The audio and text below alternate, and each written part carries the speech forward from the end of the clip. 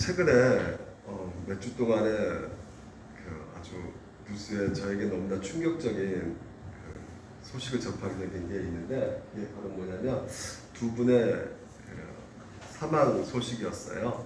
한 분은 유명한 아나운서 김태욱 아나운서가 자택에서 또 스스로 목숨을 끊은 사건하고, 금효아, 예, 그 드라마 주인공인데 굉장히 좋아했었는데 이분이 스스로 또 이렇게 목숨을 끊었다고 합니다.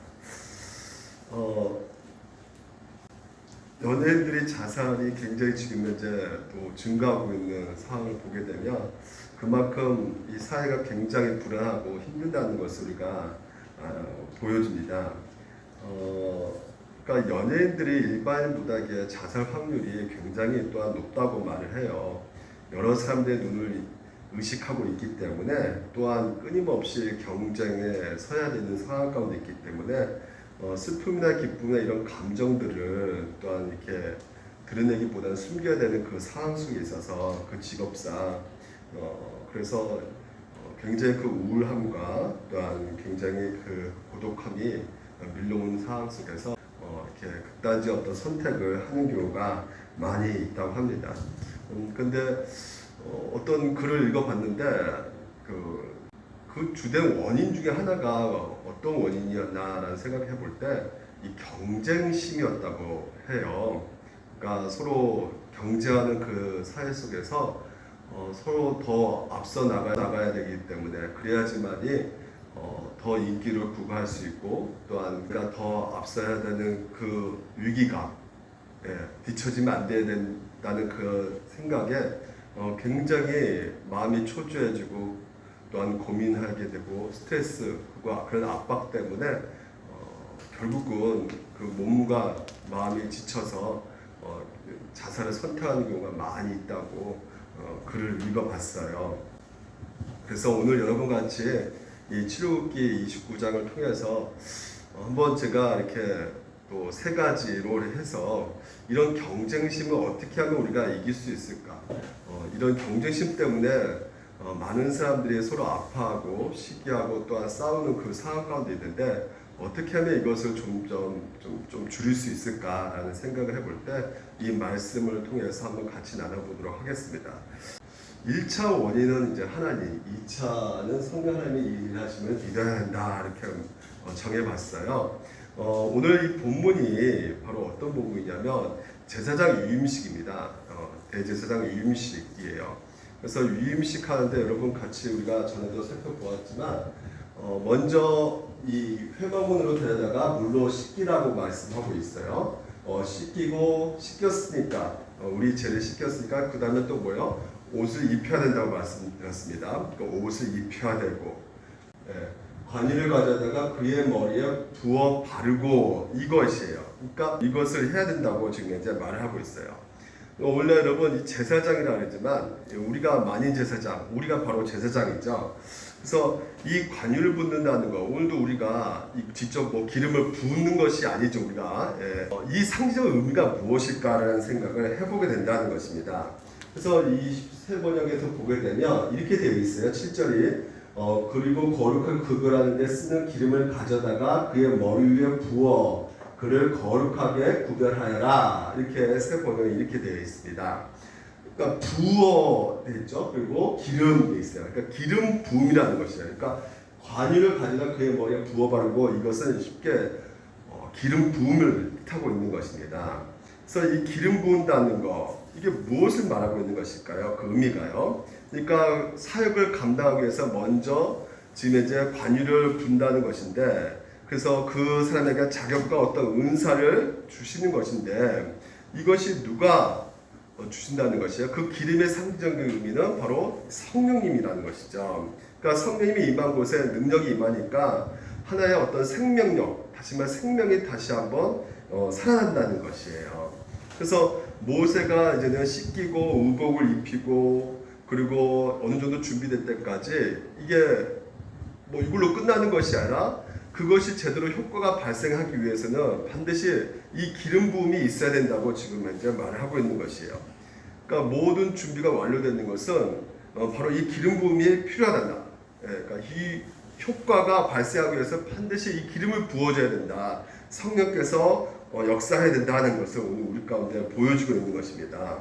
그래서 이 성령님의 역사, 충만함의 역사가 우리 가운데 임할 때 모든 목적 가운데 하나님의 뜻이 행해줄 수가 있다는 것을 오늘 우리 가운데 말해주고 있는 것입니다. 그러니까 아무리 옷도 입고 몸도 씻고 한다 할지라도 이 기름 부음이 없으면 아무 효과가 없다는 것을 우리 가운데 보여주고 있는 것이에요.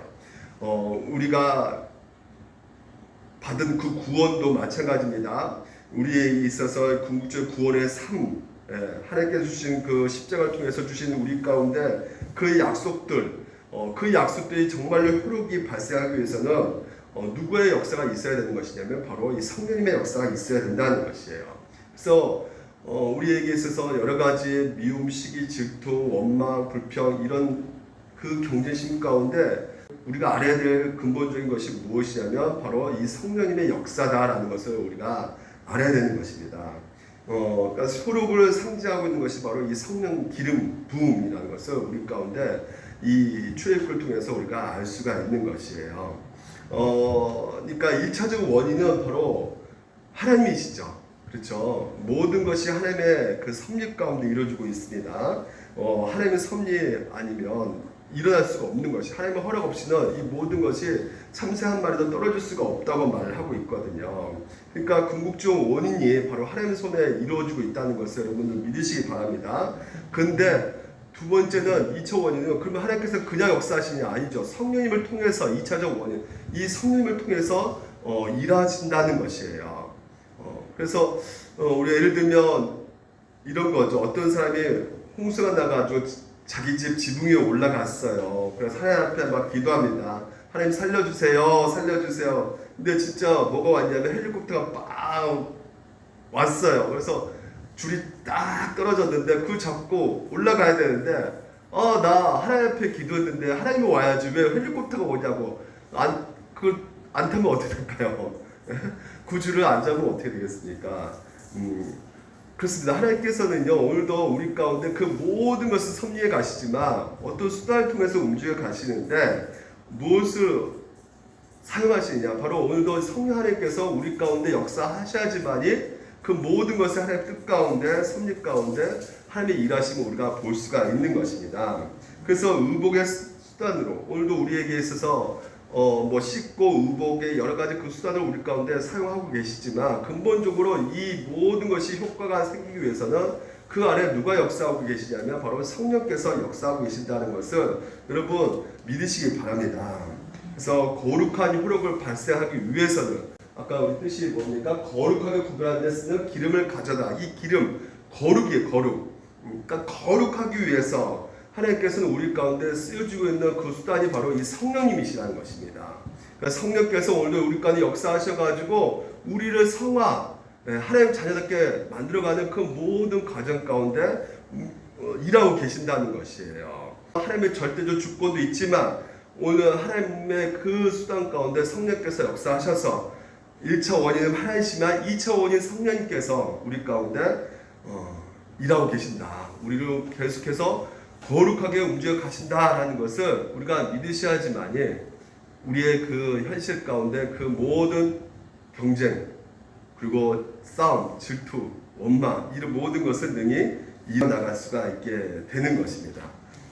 그리고 두 번째는요. 그러면 이 성령님께서 오늘 여러분 이것을 믿어야 되는 것이에요. 예수님으로부터 흘러나오게 예수님으로 인도하신다는 것을 이 성령의 역사를 여러분들이 믿으셔야 된다는 것입니다. 그러니까 성령께서 오늘 우리 가운데 계셔서 어떤 일을 하시느냐. 요한복음 7장에 보게 되면 이렇게 나와 있어요. 명절 끝날 곧 큰 날에 예수께서 서서 외치시되 누구든지 목마르거든 내게로 와서 마시라. 나를 믿는 자는 성경의 이름같이 그 생수의 강이 흘러나오리라 하시니 이렇게 되어 있습니다.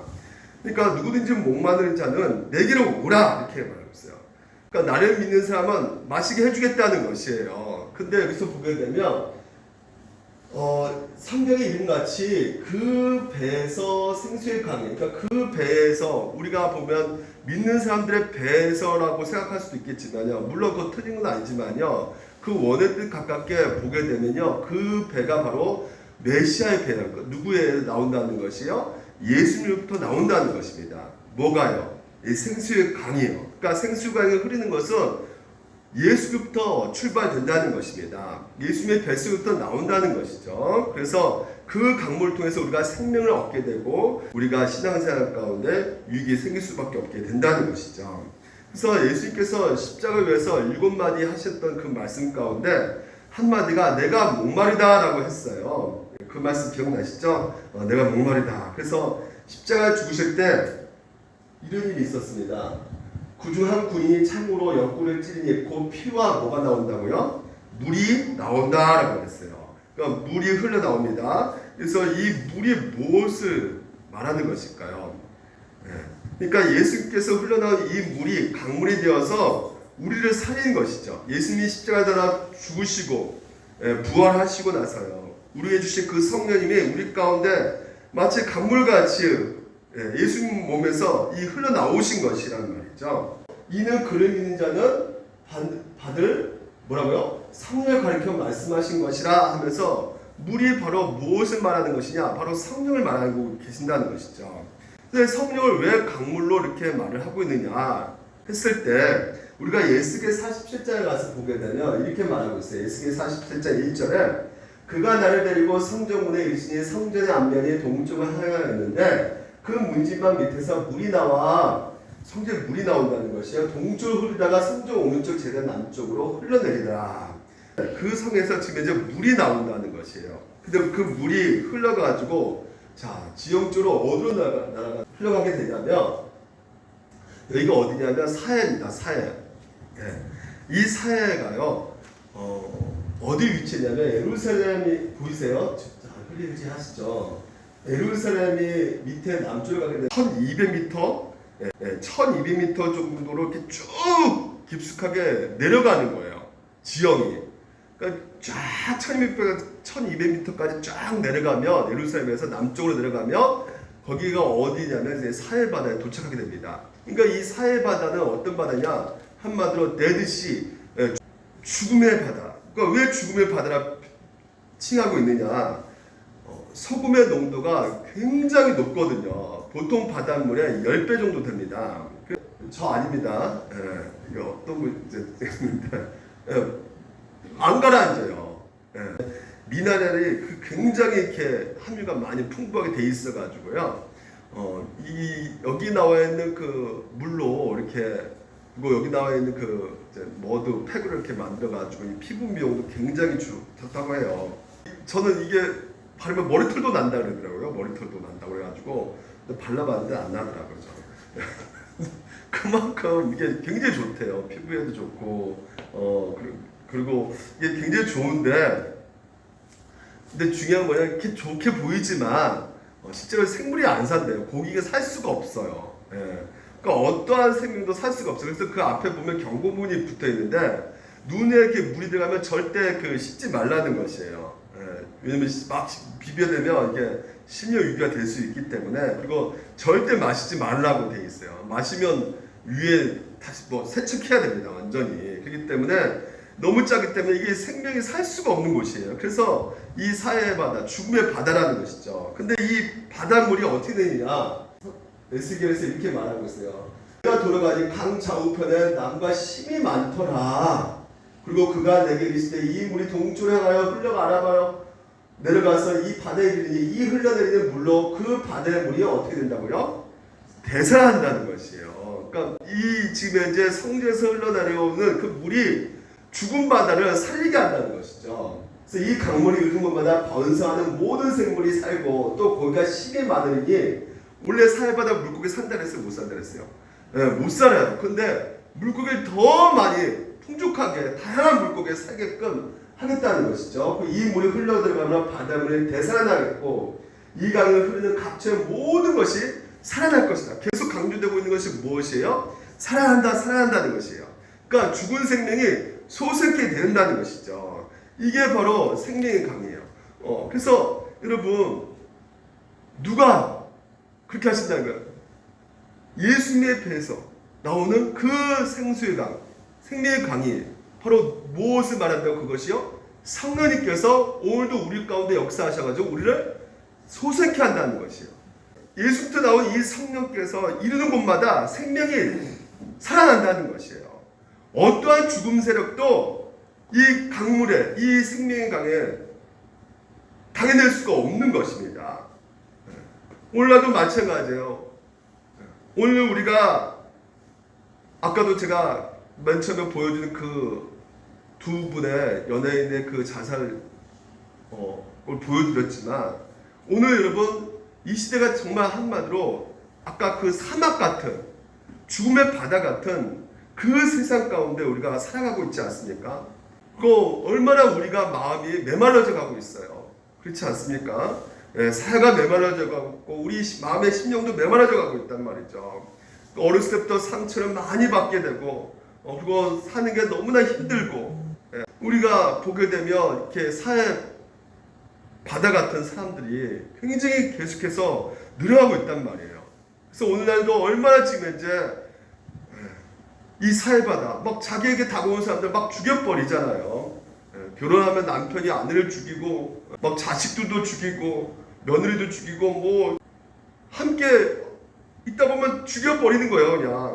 그냥 폭력 쓰고 학폭 사건, 여러분 얼마나 지금 이제 심각합니까? 이기적인 마음과 정말 이런 것들 때문에 정말 이 사회바다 같은 그런 사람들을 계속해서 지금 이 사회가 생산해내고 있고, 그 곁에서 생명이 함께 살 수 없는 그런 사람들이 계속해서 발생되어져 가고 있는 것이죠. 근데 성령님께서 들어가게 되면 어떻게 되겠다는 것이죠? 성령의 강물이 마시게 되면 그 속에 생기가 도는 것이에요. 마음이 열리고 소통이 일어난다는 것입니다. 우리 가운데 성령을 모시게 되면 사람이 살리는 놀라운 일들이 일어나게 된다는 것이에요. 어떠한 가정도, 저 사막 같은 가정이 있지 않습니까? 부부와 자녀 사이에 관계가 깨어져 가지고 서로를 이해하지 못하고 아무리 애를 써도 과거에 살아갔듯이 돌아갈 수 없는 그런 가정도 생명의 강이 흐르게 되면 다시 웃음꽃이 피어나는 사랑의 관계가 회복되어진다는 것이죠. 억압과 폭력이 난무하는 그런 구성원들로 이렇게 채워져 있는 그런 직장에서도 그런 조직 문화 있지 않습니까? 근데 이곳에 성령의 강물이 흘러 들어가면 정말 따뜻한 가정처럼 화목의 그런 직장이 될 수가 있는 것이죠. 여러분, 갈수록 이 지금 현재 우리 사회가 사회 바다 같은 죽음이 지배하는 사회같이 보여요. 수많은 청소년들의 정말 절망 가운데 스스로 목숨을 끊는 경우가 너무나 많이 있습니다. 그리고 가장들도 마찬가지로 너무나 무거운 짐을 지고 있는 상태에서 너무나 지쳐 있는 것이죠. 그래서 스스로 목숨 끊는 그런 세상이 되어가고 있는 것을 우리가 보게 되지 않습니까? 그래서 이 모든 것들에 있어서 정말 죽어가고 있는, 그래서 젊은이들 한 단어로 표현한다면 경쟁, 서열, 이렇게 표현하더라고요. 그러니까 20세 청년들부터 계속해서 매겨지고 있는 것이 이 세상의 평가가 서로 경쟁하면서, 뭐 대학은 어느 대학이냐, 그리고 직장은 어느 직장이냐, 평생 그 틀에서 벗어나지 못하는 것이죠. 그러니까 그 틀을 가지고 사람을 평가하고 또 이걸 가지고 사람을 무시하고 사람을 칭찬하고 이렇게 하고 있단 말이죠. 그러니까 그런 것으로 평가받으니까 평생 또한 열등감으로 살아간다는 것이에요. 그러니까 내 때도 내 때 이런 것이 이루어지지 않으니까 또 내 자식에게까지도 그런 것을 물려주게끔 해가지고요. 이게 또 그들로 하여금 또 절망 가운데 만들게 하는 이런 틀 안에 우리가 갇혀 있는 것이죠. 예수님께서 요한복음을 보게 되면 38년 된 병자 아시죠? 이 베데스다 연못 가운데 천사가 내려와서 이렇게 물을 이렇게 휘저으면 그때 맨 앞에 있는 환자들은, 병자들은 무조건 낫는다라는 그런 이야기가 퍼져가지고요. 경쟁이 붙었어요. 누구 서로 짓밟고 때리고 폭력으로 해서 무조건 앞에 나가려고. 경쟁하는 그 모습이 그려지고 있는 것이죠. 다리를 저는 사람, 뭐 옆구리가 아픈 사람, 중풍 걸린 사람, 한번 상상해 보시기 바랍니다. 거기에 환자들이 막 몰려 있는 거예요. 매트리스 깔고 서로 누워 있으면서 거기다 언제 천사 내려올 줄 모르니까 거기 앞에서 그냥 바가지 각도 놓고 뭐 그 찌그러진 바가지에다가 뭐 밥을 죽이라든지 이렇게 넣어놓고 컵라면 뭐 가스레인지 뭐 이런 거 스티로폼 이런 것들 쓰레기 널려 있을 것이에요. 막 그리고 양매 문 겹치니까 막 짐승이 지나가면서 냄새도 진동했을 것이고요. 환자들의 신음소리가 아주 그냥 생생하게 들려졌을 것입니다. 그러니까 이 베데스다 연못에 살던 사람들이 그 모습 아주 처절한 모습이었을 것이에요. 그런데 그런 모습 가운데 서로가 어떻게든지 그 먼저 고침받으려고 맨 앞에 차지하려고 서로 주먹 다짐하고 심지어 백도 쓰면서 여러 가지로 그 앞에 나가려고 몸부림쳤을 것이에요.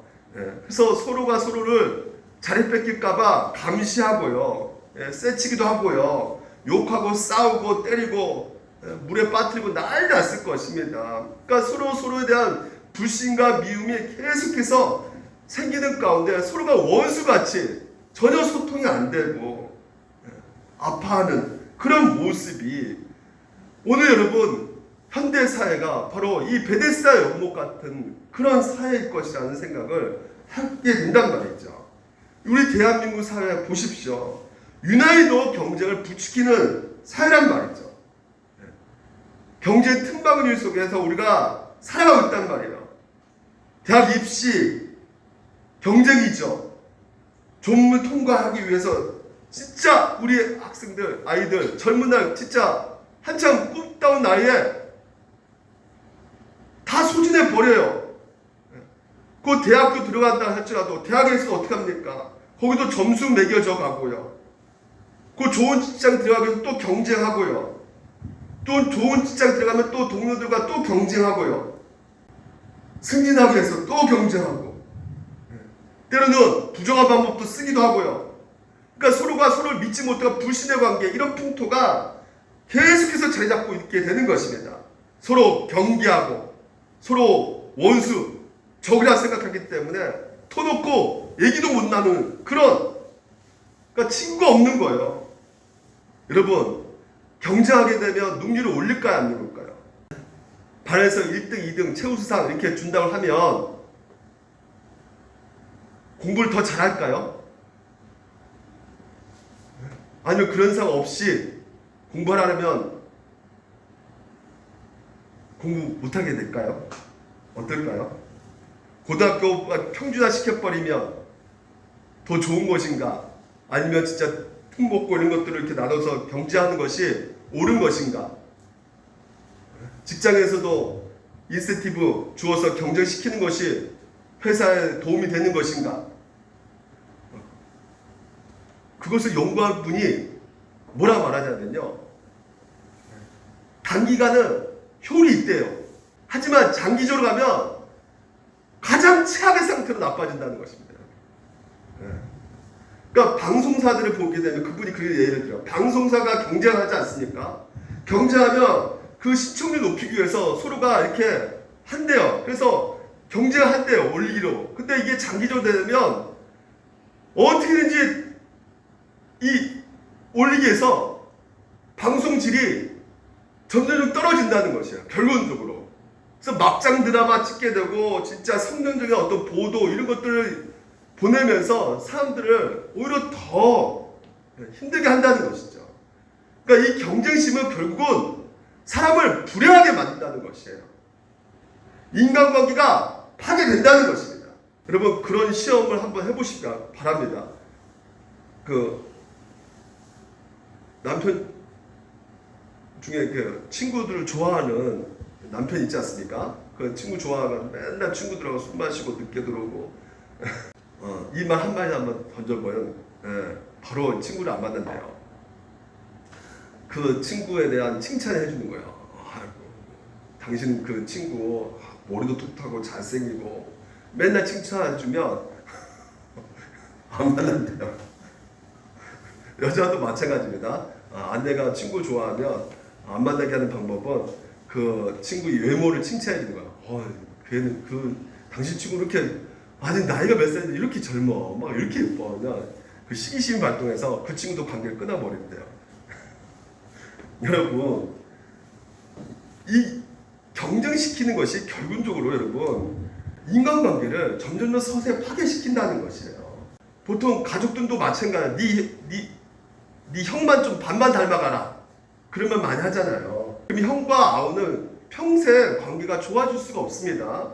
너 언니가 돼가지고 왜 동생보다 못하냐. 막 그러면 언니 동생 평생 동안 위에 이렇게 다닐 수가 없어요. 그러니까 이 경쟁 붙이는 거 있잖아요. 이것이 바로 여러분 인간관계 파괴하는 그 원리 가운데 하나란 말이죠. 만약에 하이클래스, 톱클래스 올라가도 되지 않겠습니까, 목사님? 그럼 뭐 경쟁 뭐 할 것도 없지 않습니까? 그럴까요? 절대 그렇지 않습니다. 오히려 더 하이클래스 올라가면 더 스트레스 받는다는 거예요. 그래서 찾아오는 것이 무엇이냐? 넣어주는 사람이 없어. 내가 가는 동안에 다른 사람이 먼저 내려가나이다. 뭐예요? 38년 된 병지에게 뭐가 찾아오냐? 무력감이 찾아온다는 것이에요. 다시 말해서 이 경쟁심에 인간의 모든 그런 관계가 파괴되는 그 상황 속에서는 결국은 무력감이 찾아온다는 것이에요. 나는 저 사람보다 못하니까 나는 안 되는 사람이네 하면서 스스로 자제하게 된다는 거예요. 그러면서 어떤 일이 벌어지냐? 다른 사람을 원망하게 되는 마음이 생긴다는 것이에요. 그래서 경쟁에서 탈락되면 사회에서 나고된다고 생각해가지고 자기 가족 왜 내가 이런 집에 태어나가지고 좀 잘 사는 집에 태어나가지고 있으면 이러지 않았을 텐데 결국은 이런 것들에 내 자신을 올가매가지고 불안하고 무력감에 시달리고 원망하고 남편은 아내에 대해 원망하고 아내는 남편에 대해서 원망하고 부모님 원망하고 노동자는 기업인 원망하고 기업인은 노동자 원망하고 야당은 여당 원망하고 욕하고 막 그냥 보수는 뭐 진보 서로 원망하고 싸우고 이런 모든 것들이 관계가 파괴되는 결국 무력감에 빠질 수밖에 없는 그런 상태에 된다는 것이죠. 그런데 여러분 이 베데스다 연못가 진짜 실제 그런 일이 벌어집니까? 진짜 천사가 오면 거기 진짜 병고침 받는 거예요? 아니죠. 다들 어떻게 하고 있어요? 그러니까 그 사람들은 그것이 된다고 생각하니까 모여든단 말이죠. 그들의 소망이 되고 있단 말이에요. 이 빨리 내 몸이 다리 져가지고 38년 동안 고생하고 있는데 이거 빨리 낳기를 원하는 그 마음 가운데 시각장애 뭐 여러 가지 장애제 반씩 불고 사람들이 모여서 이 물속에 들어가면 나을 수 있겠다는 그 생각 가운데 모여들지만 내가 이 경쟁 가운데 이 뚫고 내가 올랐으면 행복해지고 나아질 거라 생각하지만 다들 속고 있단 말이에요. 미신이란 말이에요. 미신.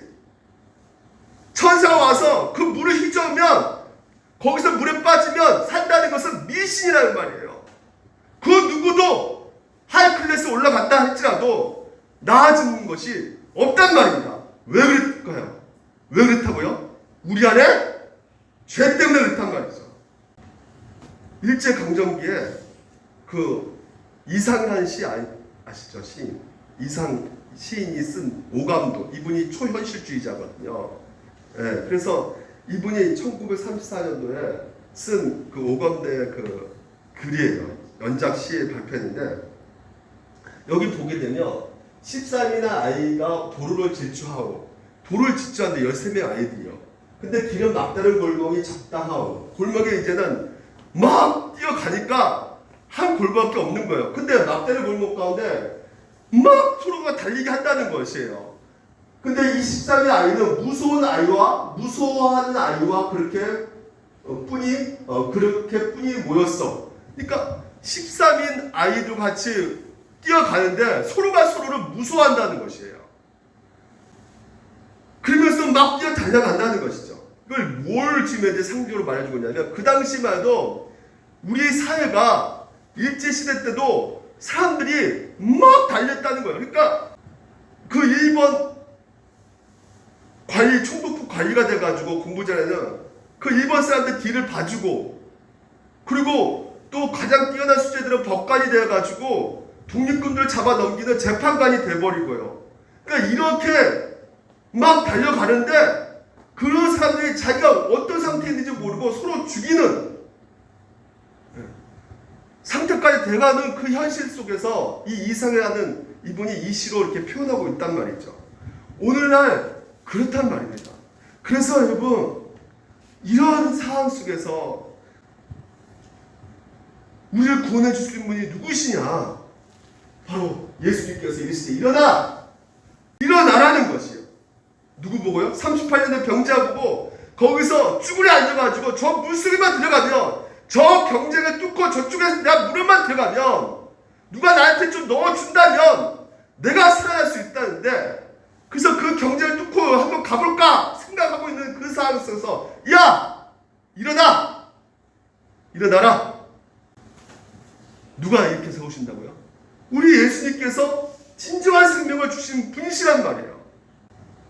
똑같이 동일합니다. 그 생명과 우리 21절 같이 읽을까요? 아버지께서 죽은 자들을 일으켜 살리신 것 같이 알도 자기가 원하는 자들을 살리느니라. 아멘.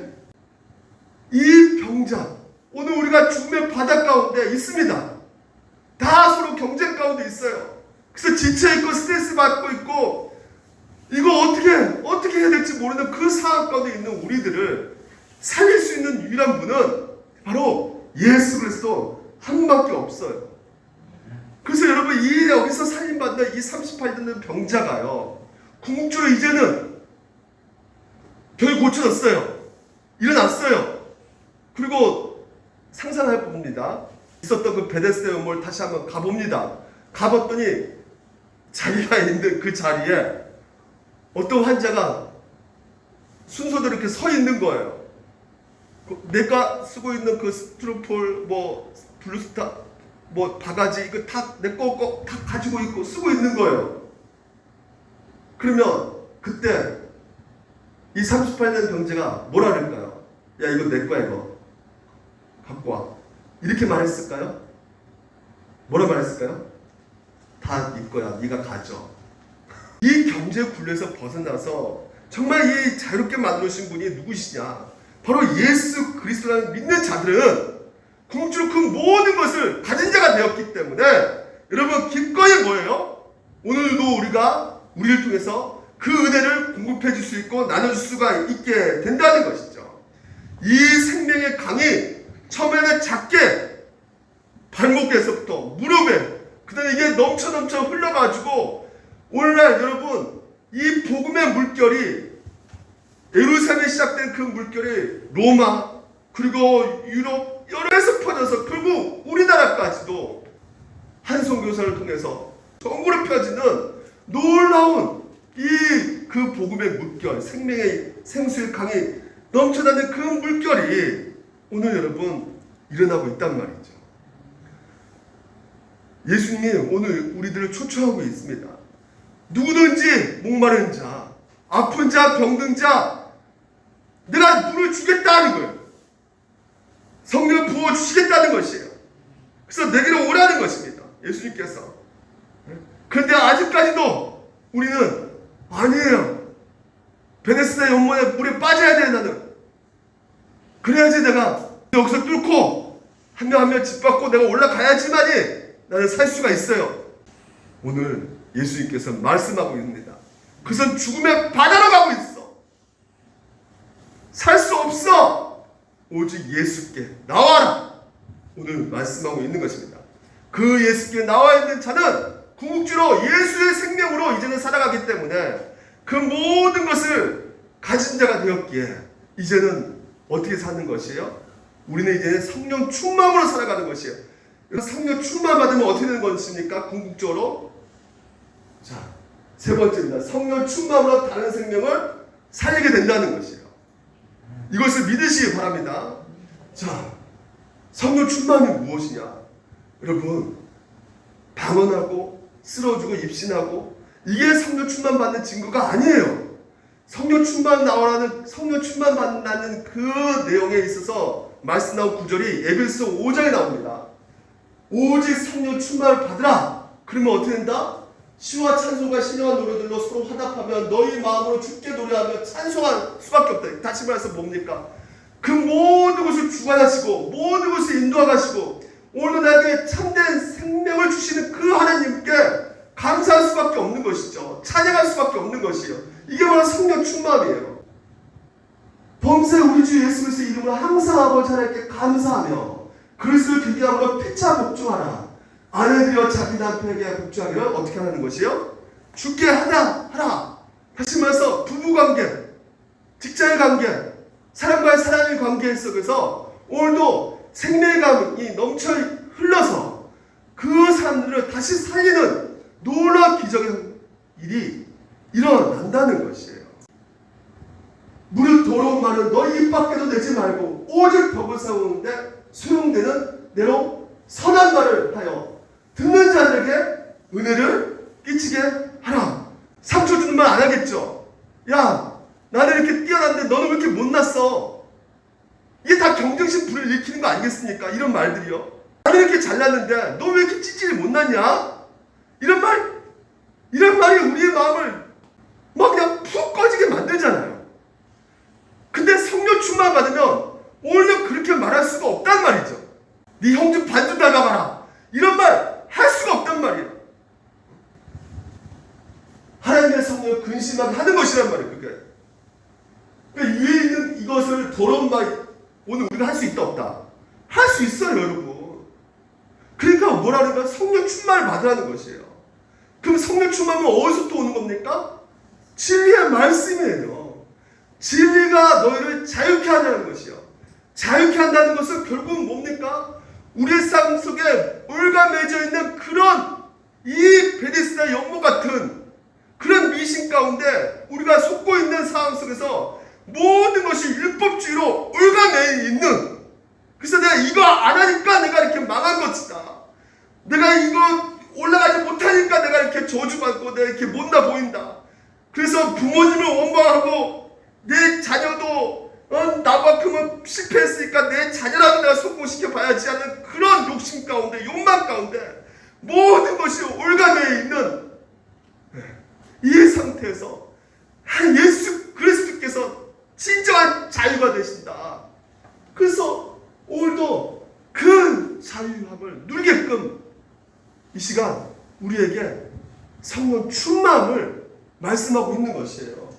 그래서 너희는 모든 악독과 노함과 분냄과 떠듬과 비방하는 것을 모든 악의와 함께 버리고, 이게 다 성령 충만이에요. 그러니까 성령 충만은 뭐 쓰러지고 넘어지고 방언 이거 막 무당 점쟁이 그런 것을 하는 것이 아니라 이게 바로 성령 충만이라는 것이에요. 이걸 놓고 여러분 기도 하셔야 한다는 것이죠. 우리가 다른 거 기도하는 것이 아니라 서로 친절하게 하며, 경쟁심 생깁니까? 서로 친절하게 하는데 불사여기며 경쟁 생기겠어요? 서로 용서하기를 하나님이 그리스도 안에서 너희를 용서하신 같이 하는데 어떻게 경쟁심이 생기겠습니까? 이런 상황 속에서 성령 충만을 받으시기 바랍니다. 성령 충만을 받지 않으면 결국 우리는 어떻게 되냐? 나 잘났고 너 못났으니까 그래서 어떻게 합니까? 상대방을 무시해버려요. 그러면 당연히 관계도 파괴될 수밖에 없고 모든 것에서 우리는 지옥 같은 이 땅에서 삶을 살아갈 수밖에 없는, 사회 바다 같은 삶을 살아갈 수밖에 없게 되는 것이에요. 그래서 마지막으로 보십시오. 오늘 제사장 위임식에 왜 반유를 부으라고 했는가? 사도행전 6장에 가보면 초대교회 7, 7살 뽑을 때 뭘 갖고 뽑으라는 것이에요? 예언한 사람 뽑으라고 합니까? 방언 잘하는 사람, 룰루라라라라 잘하는 사람 뽑으랍니까 지금? 그런 말 없어요. 성령과 지혜가 어떻게 해요? 충만한 사람. 왜 그럴까요? 집사를 뽑는데 왜 성령과 충만해요? 그 당시만 초대교회 사람들은 이 말 하면 이건 방언이 아니구나가 그냥 알았어요. 아 이건 뭐 이렇게 무당 입신하고 이런 거 아니구나가 알았어요. 그 당시 초대교회 사람들은 성령 충만한 사람이 어떤 사람인지 알기 때문에, 성령 충만한 사람이 어떤 사람이에요? 지금 일곱 집사가 왜 지금 이제 뽑으라는 겁니까? 사도들이 구제를 할 수가 있어요, 없어요? 말씀과 기도로 전무하기 때문에 구제를 할 수가 없어요. 그러니까 구제하는데 상대방에게 그 나눔을 해줘야 되는데 정직해야죠. 그렇죠? 따뜻해야죠. 친절해야죠. 그러면 어떻게 되겠습니까? 성령 충만을 받아야지만이, 성령과 지혜가 충만한 사람만이 구제를 할 수 있기 때문에, 그 은혜가 생명의 강이 흘러갈 수 있기 때문에 성령과 지혜가 충만한 사람 일곱 집사를 뽑으라고 하는 것이에요. 그래서 오늘 관유를 부으라, 제사장 이임식 가운데 하나님의 명령이 같은 위치에 있는 것입니다. 오늘 여러분, 우리가 제사장입니다. 다 하나님께서 집사, 권사, 직분을 주셨어요. 그 직분 가운데 오늘 여러분, 우리가 이런 모습들이 여러분 가운데 나타나시기를, 그래서 그 성령 충만으로 내 형제에게 다른 생명을, 참된 생명을 흘려갈 수 있는 여러분 되시기를 주님의 이름으로 축원드립니다.